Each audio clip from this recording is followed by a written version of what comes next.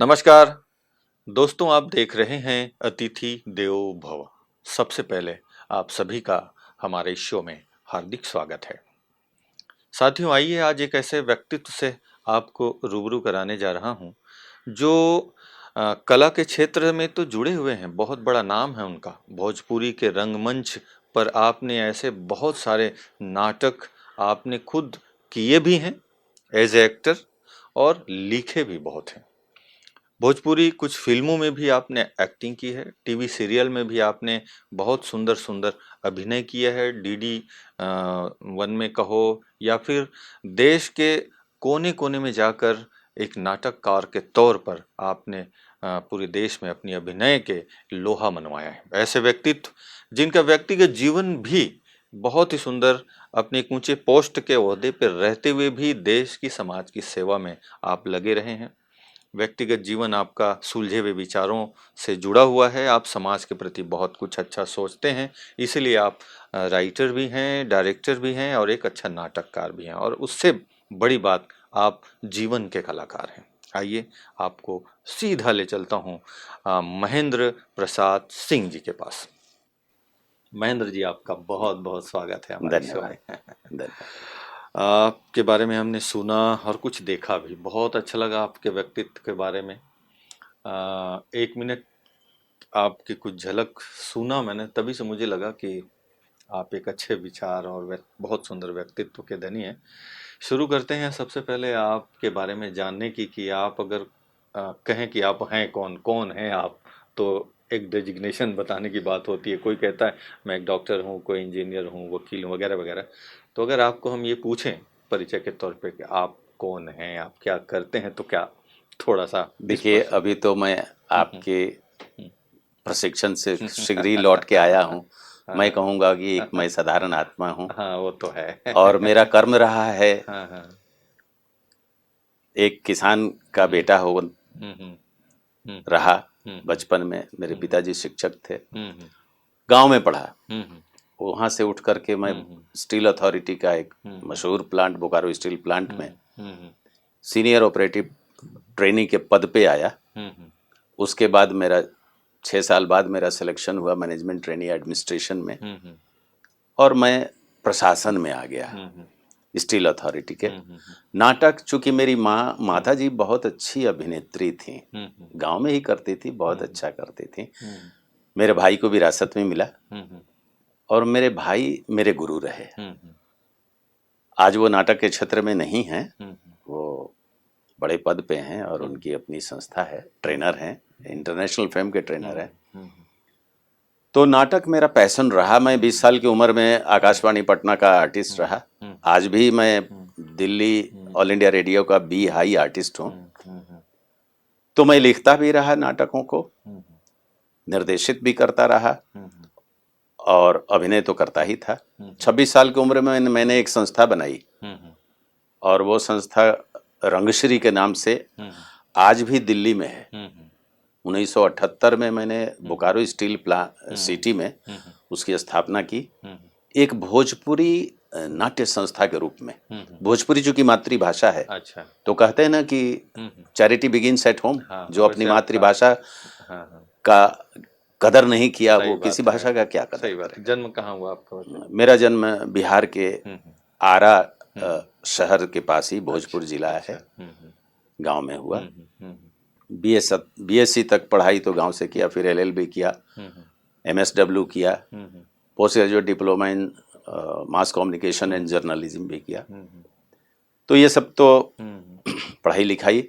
Steel authority में मैं नौकरी भी करता था, और ज़्यादातर बोकारो स्टील प्लांट के कलाकार, स्टील अथॉरिटी के कलाकार, ये मिलकर के हम लोग नाटक करते थे। ऐसे नाटकों को लिखता था मैं और करता था जिसको देखने के बाद समाज में एक जागृति पैदा हो।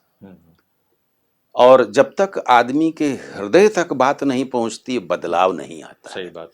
सिर्फ हंसा के, कुछ व्यंग करके आप नाटक कर दीजिए, तो कोशिश करता है कि at the core of the heart लोगों को बात पहुंचाया जा सके और एक बदलाव आए। तो किसी भी प्रशिक्षण, देखिए मैं एचआर का भी आदमी रहा हूँ, तो प्रशिक्षण के बाद एक फीडबैक लेते थे, लेकिन नाटक में तो कोई फीडबैक होता नहीं। हाँ, लोग देखेंगे और चले जाते हैं। लेकिन कुछ एक बार मुझे ऐसा फीडबैक मिला, एक नाटक किया मैंने, 2 भाइयों की कहानी थी, एक अभावग्रस्त था, एक अमीर था। तो जो अभाव में था वो भाव भरा था, और जो अमीर था वो भावहीन था। वाह।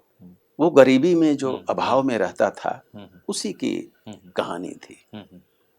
इतना द्रवित किया कि मेरी पड़ोसन मेरी पत्नी से पूछती हैं कि अजी सिंह साहब ने क्या नाटक किया कल? तो वह क्या हुआ? अरे हमारे पति आए, रात भर रोते रहे। अच्छा। और जितना घर में पैसा था वो सब लिया और बोकारो से रांची चले गए सुबह सुबह अपने छोटे भाई को देने। छोटा भाई उनका बीमार था, उसको पोलियो था।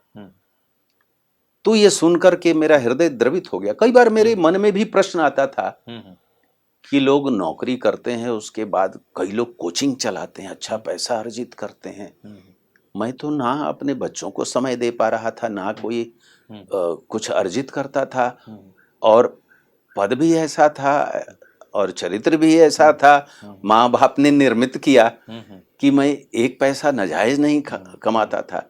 तो लगता था कि ये मैं अपना समय नष्ट कर रहा हूँ क्या। लेकिन ये जब फीडबैक आया तो लगा कि मेरे नाटक से किसी एक का हृदय परिवर्तन हुआ। न जाने और कितनों का होता होगा। सही बात है, जो आप तक पहुंचे नहीं होंगे, हमारे तक पहुंचता नहीं है। और ये क्रम कई बार हुआ, कई नाटकों के साथ हुआ।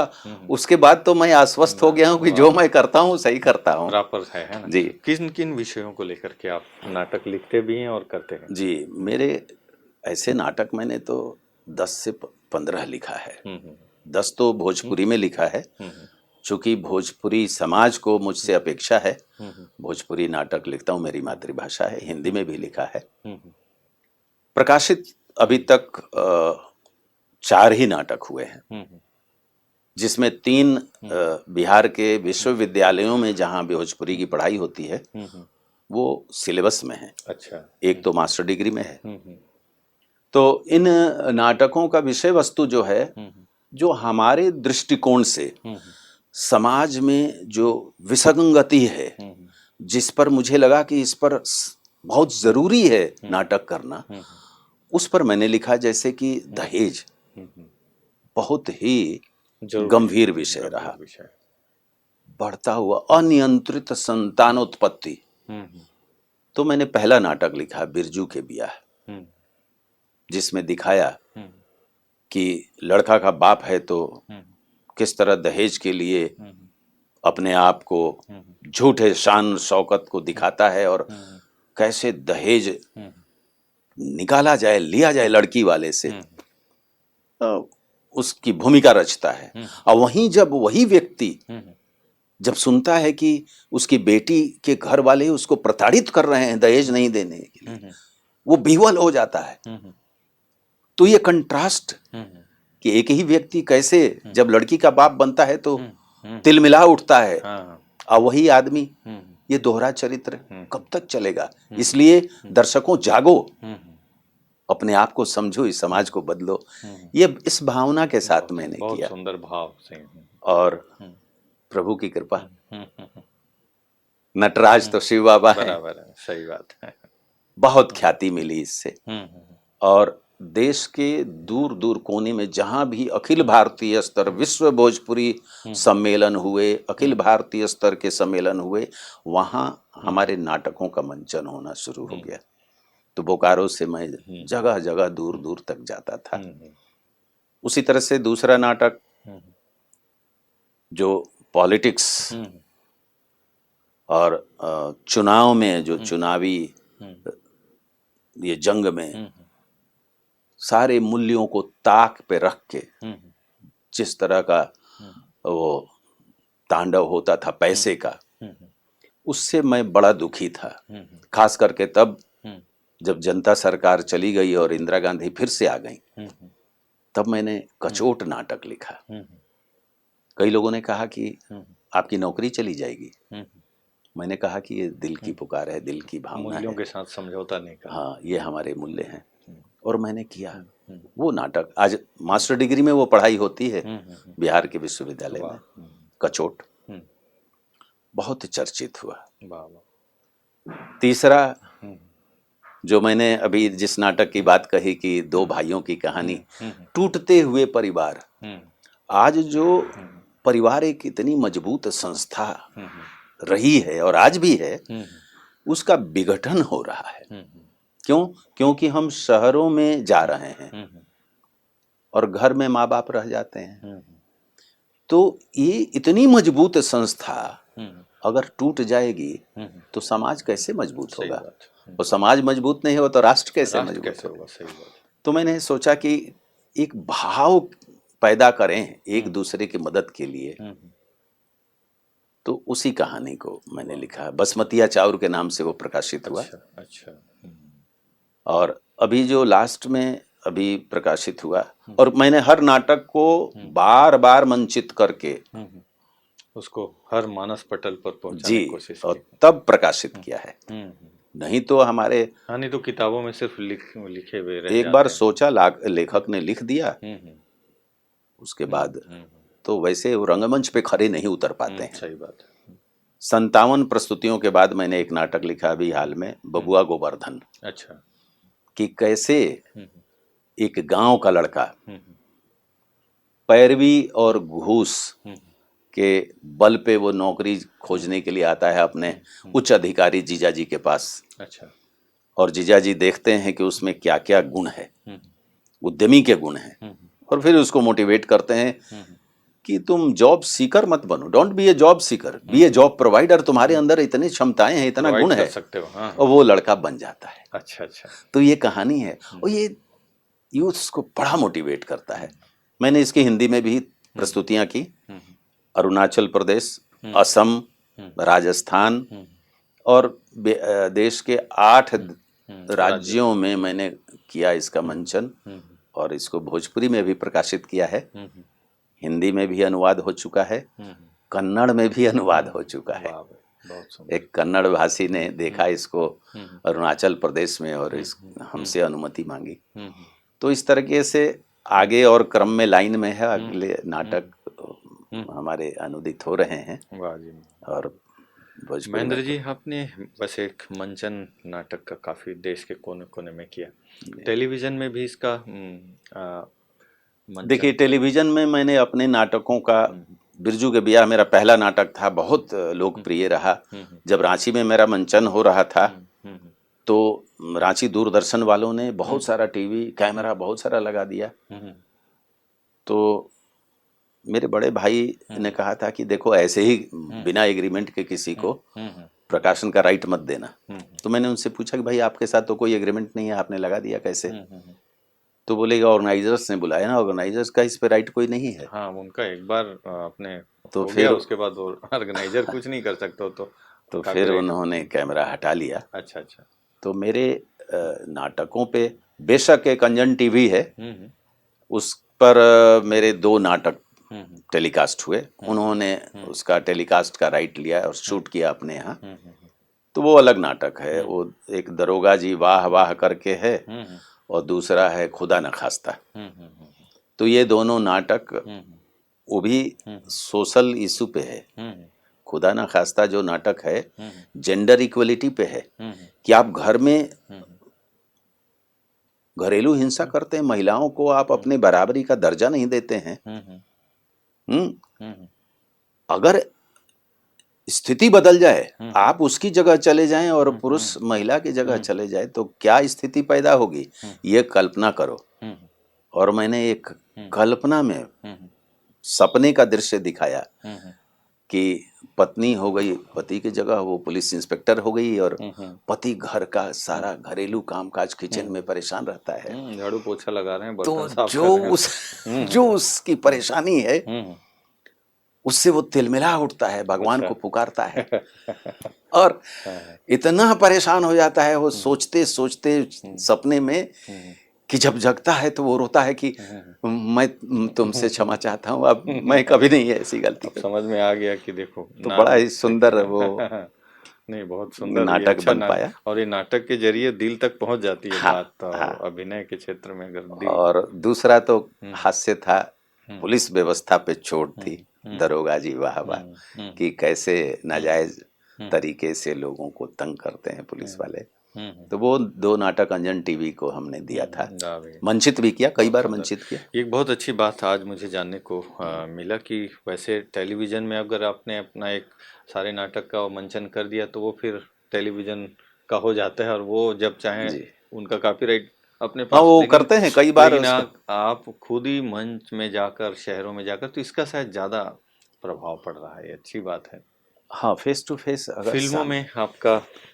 फिल्म देखिए आउटरीच तो है, मैं भी हम्म, फिल्म का आउटरीच हम्म, बहुत है, और हम्म, नाटक का तो एक सीमित है, बार बार करते हैं। हम्म, सैकड़ों बार एक नाटक का तो मोर देन 225 शोज मैंने किया हम्म, बिरजू के हम्म, ब्याह का। हम्म, फिर भी वो हम्म, आउटरीच तो नहीं है जो हम्म, फिल्मों का है। हम्म, तो फिल्मों से कई, हम्म, भोजपुरी फिल्मों से तो कई बार हम्म, मुझे मिला, हम्म, लेकिन मुझे हम्म, स्क्रिप्ट या हम्म, मुझे उसका मैसेज हम्म, अच्छा नहीं लगा। हाँ, मैंने अपना जीवन दिया है हम्म, मूल्य आधारित नाटकों के बराबर। लिए, मूल्यों को हम्म, बदलने के लिए। बराबर। तो मैं अभिनय नहीं किया, लेकिन एक फिल्म जो मुझे अच्छी लगी, मनोज तिवारी जी उसमें मेरे छोटे भाई की भूमिका में हैं, अच्छा, अच्छा। श्वेता तिवारी जी उसकी हीरोइन थी। हम्म, कब अबू अंगनवा हमार, अच्छा, अच्छा, उसमें मैं उनका बड़ा भाई बना। अच्छा, अच्छा। और फिल्म अच्छी, साफ सुथरी, हम्म, और बहुत अच्छा लगा मुझे भी हम्म, अभिनय करके। हम्म, अ, हिंदी फिल्म में भी, हम्म, हिंदी भी अनारकली अफारा में मैं गया था, बट हम्म, हम्म, कुछ कारणों से हम्म, मैं वहाँ रह नहीं पाया। हम्म, तो खैर, प्रकाश झा जी जो फिल्म निर्देशक निर्माता हैं हम्म, हमारे, उनके साथ मैंने सीरियल किया है, विद्रोह। विद्रोह अच्छा। कहानी थी 1857 में, बिहार के बाबू कुंवर सिंह ने विद्रोह को लीड किया था। अच्छा, अच्छा। शहीद मंगल पांडे ने जो विद्रोह किया, उसके बाद वो कमान उन्होंने संभाला था बाबू कुंवर सिंह ने। तो कुंवर सिंह को मारने वाला जो डगलस था, कैप्टन डगलस, अच्छा, अच्छा, उसकी भूमिका मैंने निभाई। अच्छा, अच्छा। तो वो 13 एपिसोड का सीरियल दूरदर्शन पे चला, DD1 पे, मेट्रो पे चला, और बार बार रिपीट होता रहा। होता रहा। हाँ, अच्छा लगा। सुना है मैंने भी उसके अलावे भी हम्म, कई सीरियल दूरदर्शन पे बने, हम्म, कई निर्देशकों ने बनाया, जिसमें 1-2 एपिसोड में मैंने काम किया। हम्म, थिएटर चूंकि मेरा फोर्टे था, थिएटर करते रहा हूँ शुरू से, आज भी मेरा अपना रिपर्टरी है। जो 78 से शुरू हुआ नाटक, रंगमंच की यात्रा, भोजपुरी में किया, उन्हें हिंदी में भी इसलिए किया कि हिंदी भाषी जाने कि मूल भोजपुरी नाटकों में कितना दम है। दम है, सही बात है। टिकट पे करता हूँ, अभी हाल में किया है हिंदी में, वो भोजपुरी में कई बार हो चुका है। और उसका थीम यही था कि परिवार को मत तोड़ो, परिवार के टुकड़े करोगे, समाज के टुकड़े होंगे और देश के टुकड़े होंगे, अपने निजी फायदा के लिए। परिवार बहुत बड़ा, और उसमें एक संवाद भी है, मैं पंच बना हूँ, तो मैं संवाद देता हूँ। वो शादी करने के लिए, बड़ा भाई कुंवारा है, उसको कुछ बदमाश बहका देते हैं कि तुम शादी कर लो, अलग हो जाओ। और वो ब्रह्मचारी आदमी, बाल ब्रह्मचारी है, वो बहकावे में आ जाता है, सीधा साधा गांव का किसान। तो पंच की भूमिका में मैं बोलता हूँ कि देखो भाई कन्हई,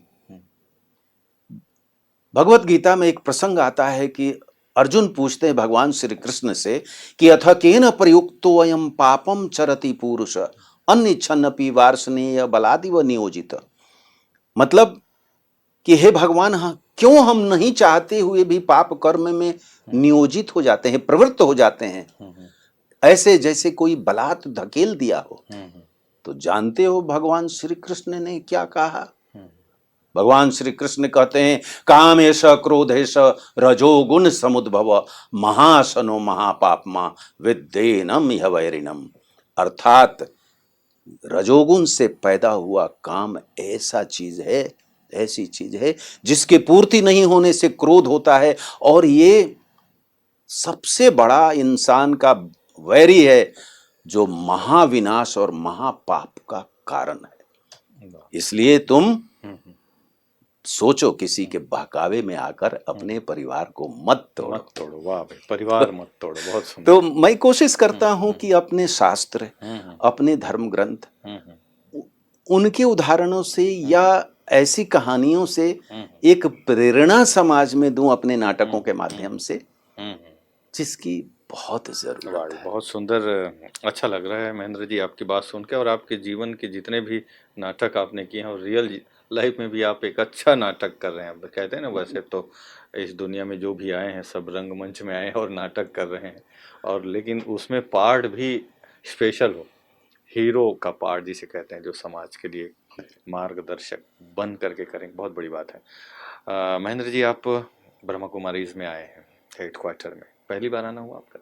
जी, पहली बार आया। कैसा लग रहा है यहाँ पे आके? बहुत अच्छा लगा। मुझे तो यही लगा कि मेरे जीवन में जो भी मैंने अभ्यास किया, साधना की, प्रभु की भक्ति की, उसका पुण्य फलित हुआ। और हमारे यहाँ ब्रह्म कुमारी की दीदी आई हमारे कार्यालय में। हम देखिए, जब नाटक करते हैं तो हमारे यहाँ यंग लड़के लड़कियां आते हैं, तो सिर्फ उनको एक्टर नहीं बनाते, उनका चरित्र निर्माण करते हैं। हाल ही में एक इंटरव्यू लिया किसी प्राइवेट चैनल वाले ने हमारे एक यंग कलाकार से, पूछा कि रंगश्री में इतना दिन से 2-3 साल से काम कर रहे हो, तुमको क्या मिला? बोला, मैं एक बात बताऊंगा, अगर रंगश्री में ज्वाइन नहीं किया होता ना तो मैं कहीं ड्रग पेडलर होता। ये सुन के मुझे गर्व होता है। मेरे यहाँ लड़के सीखने आते हैं, मैं पूछता हूँ क्यों सीखने आए हो? तो बोला कि मेरा पढ़ने से मन उचट गया है। फिर तुम्हारा, हमारे यहाँ जगह नहीं है बेटा, नहीं कर सकते हैं ना। तुम बताओ कितनी भूमिकाएं हैं तुम्हारे जीवन में, पहले ये बताओ, लिखो। वो लिखता है, भाई हैं, बेटा है, एक जगह छात्र भी लिखा, कितना देर पढ़ते हो? बोला, पढ़ने से मन उचट गया, 1 घंटा से ज्यादा नहीं पढ़ता। जाओ, इन भूमिकाओं को बखूबी जब अदा करने लगो फिर मेरे पास आना, फिर मैं देखूंगा कि तुम नाटक में तमाम भूमिकाओं को अदा कर सकते हो कि नहीं। वाह, क्या बात है। वो लड़का आया, वो भी जिद्दी था। वो आया, बोला कि साहब मैं अब पढ़ता भी हूँ, भाई बेटा सब बखूबी निभाता हूँ, अब मुझे एडमिशन दे दो। मैंने कहा कि ऐसे नहीं, हिंदी और अंग्रेजी का किताब लाओ, मैं तुमको टास्क दूंगा, 1 महीने बाद टेस्ट लूंगा। मैं टेस्ट लिया, बहुत अच्छा किया, फिर मैंने एडमिशन लिया। आज वो मुंबई में अच्छा फिल्मों में काम कर रहा है। वाह वाह वाह, बहुत बढ़िया। तो सीख के तो इस तरह के मूल्य आधारित चरित्र निर्माण का एक, जहां तक मुझे जानकारी, जो मैं समझ पाता हूँ, उस तरह का एक अभ्यास प्रयास करता रहता हूँ। उसमें जब ब्रह्म कुमारी दीदी आई हमारे यहाँ तो मुझे बड़ा आश्चर्य हुआ कि क्या प्रभु ने सुन लिया मेरा कि तुम जो जानते हो उससे कुछ और तुम्हें जानना है, आगे जानना है, और तुम चलो यहाँ प्रशिक्षण लो माउंट आबू में आके। और हम अपने जो सहायक निर्देशक हमारे अखिलेश कुमार पांडे हैं, हमारे यहाँ 17 साल से कार्यरत हैं, उनको साथ लेकर आया और विभोर हो गया। हम दोनों ने जितने आपके यहाँ इस प्रशिक्षण में सेशन थे, सुबह 4 बजे से किसी को नहीं छोड़ा और कभी लेट नहीं हुआ। वाह वाह, तो सबको किया। बहुत सुंदर, एक बहुत अच्छी अच्छा शुरुआत। और वैसे भी आप पॉजिटिविटी से, विश्व कल्याण की भावना से, देशभक्ति की भावना से, एक प्रेरणा स्रोत की तरह आप तो हैं। मतलब ये कह सकते हैं कि इनबिल्ट आपके अंदर तो है, पर उसमें भी स्पिरिचुअलिटी और शिव बाबा का रंग लग जाए तो आपके रंगमंच में और संस्कार माँ बाप से संस्कार, मिला सही है, बात है। गुरुओं से, गुरुजनों से मिला है। तो आज भी जब लास्ट सेशन हमारा खत्म हो गया तो हम दोनों बैठ करके कमरे में एक एक्शन प्लान बनाया हम लोगों ने कि अब जो भी यहाँ हमने सीखा है और संकल्प लिया है कि हम आगे समाज तक ले जाएंगे, इसको स्पिरिचुअलिटी समाज में फैलाएंगे, तो हमारा एक्शन प्लान क्या क्या होगा, कहाँ कहाँ इसको हम इस लर्निंग को इन्फ्यूज करेंगे अपने उससे। और किया, हम्म। प्लान तो बना दिया, अब तो शिव बाबा हैं, उनकी कृपा रही जरूर जरूर। तो कहते सफल हैं भी कि होंगे। वैसे भी कहते हैं ना, इरादे नेक है और सफलता तो मिलना ही है फिर, बिल्कुल क्योंकि बिल्कुल। नेक इरादे के साथ आप हम्म, कार्य को कर रहे हैं और शिव बाबा का साथ है तो बिल्कुल। जरूर होना ही है। महेंद्र भाई जी, आपकी बात सुन के तो लग रहा है कि वैसे आप जब बोल रहे हैं तो भी लगता है कि बहुत सुंदर एक डायलॉग बोल रहे हैं, लेकिन फिर भी उस अंदाज में कोई इतने सारे आपने नाटक लिखे भी हैं, किए भी हैं, कुछ डायलॉग आप अगर हमें सुनाएं तो अच्छा लगेगा याद करके कि कौन कोई, वैसे तो बहुत सारे डायलॉग होंगे आपके रंगमंच में, जी जी लेकिन जी। मुझे एक अपना संवाद बड़ा प्यारा लगता है, जो संवाद मैं नहीं बोलता, मैं अपने दूसरे पात्र से बुलवाता हूँ। बिरजू के बिया जो दहेज पे अच्छा। है, वो पुलिस वाला आकर के उसको पकड़ता है। उसके पहले जो एक आदर्शवादी पंडित है वो रोकता है उसको कि तुम लोग समाज के ऐसे दुश्मन हो जो इसकी रगों में विषैले कीड़े की भांति समाकर इसे जीर्ण और जर्जर बना दिया है। तुम्हारे इस अपराध ने हमारे समाज की कितनी मासूम बालाओं को आत्महत्या करने पर मजबूर किया है और कितने घरों को उजाड़ फेंका है। तुम्हें निश्चय ही सजा मिलेगी। जब वो दहेज पर के लिए अड़ता है तो ये वो संवाद है। अच्छा, तो बहुत एक चेतना को झकझोरने वाली बात, बहुत सुंदर तो था। ये संवाद अच्छा लगा। फिर पुलिस वाला आता है अच्छा। उसको और बोलता है कि हाजत में चलो, और फिर वो मांगता है कि कुछ दे दो तो रफा दफा कर देते हैं। हाँ हाँ, तो ये टेबल के नीचे वाला। ठीक। तो वो भी विसंगति दिखाई गई अच्छा। है कि कानून कितना लाचार है। लड़की वाला भी वहां मुकर जाता है, इन्होंने दहेज मांगा नहीं हमसे, और वो बोलता है हमने कहाँ मांगा है, क्योंकि दोनों अपराध में लिप्त हैं, दोनों मुकर जाते हैं। पुलिस मजबूर, कानून मजबूर हो जाती है। लड़का खुद अपनी मर्जी से शादी करके आ जाता है। ये कहानी का एक्सट्रीम है। मतलब कि प्रेम विवाह को बढ़ावा दो, दहेज अपने आप, शिक्षा दो, लड़कियों में शिक्षा दो, दहेज अपने आप कम हो अपने जाए। आप कम हो, ये बहुत तो सुंदर ये भाव। संदेश था। हाँ, नहीं नहीं, सही बात। तो महेंद्र भाई जी, अच्छा लग धन्यवाद। रहा है आपसे बातचीत करके, पर समय हमें कह रहा है कि फिर अगली बार मुलाकात करो, यहाँ स्टॉप करो। धन्यवाद आपका बहुत भानु बहुत भाई जी, शुक्रिया हमारे इस शो में आए और बहुत सुंदर अनुभूति के साथ आपने बात रखी। आपने अवसर दिया, बहुत बहुत आभार आपका। तो सुना दोस्तों, आज का एपिसोड आप सभी को जरूर पसंद आया होगा, और इसलिए आया होगा क्योंकि महेंद्र प्रसाद सिंह ने जो रंगमंच की बातें बताई, जीवन की पॉजिटिविटी बताई, अपने जीवन को ऐसा पार्ट अदा करें जिसमें दूसरों को प्रेरणा मिले। आइए, आपके जीवन को भी देखकर लोग प्रेरित हो, ऐसा आप जिएं, चाहे आप किसी भी प्रोफेशन में हो। इन्हीं शुभकामनाओं के साथ फिर मिलते हैं कार्यक्रम की अगली कड़ी में एक नए मेहमान के साथ। तब तक के लिए दीजिए मुझे इजाजत। नमस्कार। ओम शांति।